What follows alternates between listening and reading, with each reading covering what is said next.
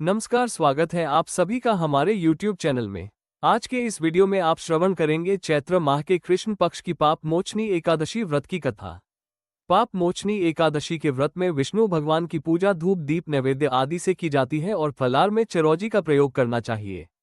आइए श्रवण करते हैं पाप मोचनी एकादशी व्रत कथा। एक बार प्रेम से कहिए, बोलिए विष्णु भगवान की जय, एकादशी माता की जय। युधिष्ठिर ने चैत्र कृष्ण पक्ष की एकादशी के संबंध में कुछ बताने के लिए भगवान श्री कृष्ण से निवेदन किया तो उन्होंने उत्तर दिया, कुंती पुत्र धर्म के गुण रहस्य को जानने वाले राजा मानधाता ने एक बार लोमज ऋषि से पूछा, महर्षि से चैत्र मास के कृष्ण पक्ष की एकादशी का नाम क्या है?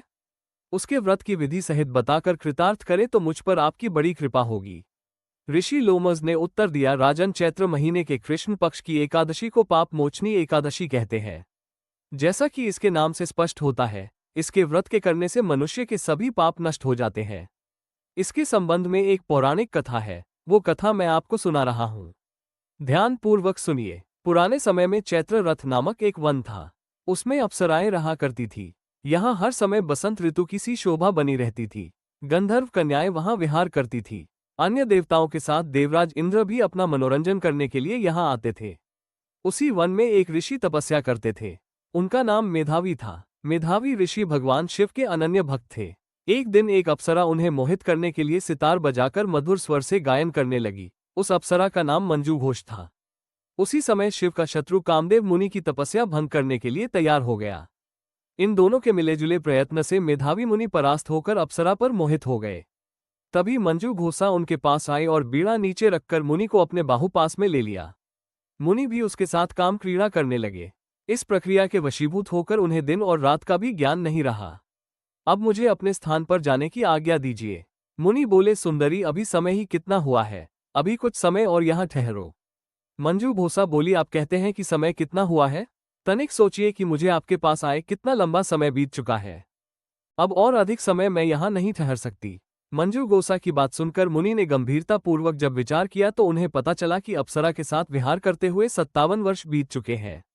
ये ज्ञात होते ही उन्हें पश्चाताप होने लगा कि इस भोग विलास में कितना बड़ा समय मैंने व्यर्थ में व्यतीत कर दिया। उन्हें क्रोध आया और क्रोधित होते हुए अपने तप को नष्ट करने वाली उस अप्सरा को देखते हुए उनकी बोह तन गई।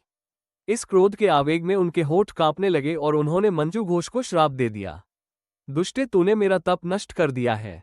अब मैं तुझे श्राप देता हूं कि तू पिशाचनी बन जा। मुनि की श्राप से मंजू घोष पिशाचनी हो गई। तब घबराकर दुखी होते हुए मुनि से कहने लगी, मुनि, क्रोध में आकर आपने मुझे श्राप तो दे दिया, पर कृपा करके क्रोध को शांत करके मुझे श्राप से मुक्त होने का उपाय बताइए। आप श्रेष्ठ तपस्वी हैं और आपके साथ मैंने बहुत से वर्ष गुजारे हैं। विद्वानों का कथन है कि साधु पुरुषों के संग से अच्छा फल मिलता है, सो आप मुझ पर प्रसन्न होकर कृपा कीजिए। मंजू घोषा के इस कथन से मुनि शांत हो गए। उन्होंने उस पिशाचिनी से कहा, अप्सरे, तूने मेरे साथ अच्छा नहीं किया, फिर भी मैं इस श्राप से छुटकारा पाने का तुझे एक उपाय बतला रहा हूँ। चैत्र महीने के कृष्ण पक्ष की जो एकादशी है, उसे पाप मोचनी एकादशी कहते हैं। उस एकादशी का व्रत करने से तुझे इस पिशाचनी योनि से छुटकारा मिल जाएगा। ये कहकर मुनि ने पाप मोचनी एकादशी के व्रत की पूरी विधि उसे समझा दी।